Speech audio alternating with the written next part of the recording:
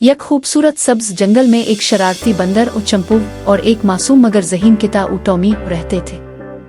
दोनों की दोस्ती जंगल में मशहूर थी। बंदर हमेशा मजाक करता, दरख्तों पर चढ़ता और जंगल के फल खाता, जबकि टॉमी जमीन पर दौड़ता, शिकार में माहिर और दोस्तों की हिफाजत करने वाला था। एक दिन चंपू दरख्त की टहनी पर बैठा हुआ केले खा रहा था और टॉमी घास पर लेटा सूरज की धूप सेंक रहा था। चंपू ने कहा, टॉमी, आज हम कोई नया एडवेंचर करें। टॉमी ने हंसते हुए जवाब दिया, एडवेंचर? पिछली बार तुमने एडवेंचर के नाम पर मुझे तालाब में गिरा दिया था। चंपू ने शरारत से आंख मारी। इस बार ऐसा कुछ नहीं होगा वदा। वो दोनों चलते चलते जंगल के किनारे पहुंचे तो देखा कि गांव के बच्चे एक रस्सी से बंधी टोकरी में फल और बिस्कुट रखकर दरख्त के नीचे खेल रहे हैं। चंपू ने कहा, ये देखो बिस्कुट, हमें तो ये जरूर मिलने चाहिए। टॉमी ने समझाने की कोशिश की, चंपू, ये किसी और का खाना है, हमें नहीं लेना चाहिए।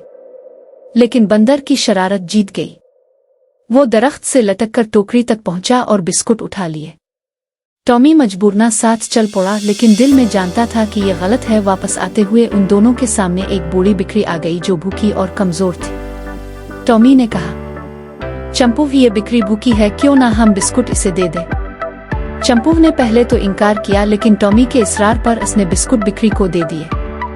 बिक्री खुश होकर उन दोनों को दुआएं देने लगी। अगले दिन जंगल में एक बड़ा मसला खड़ा हो गया। गांव के बच्चे खेलते खेलते जंगल में रास्ता भटक गए। सब परेशान थे।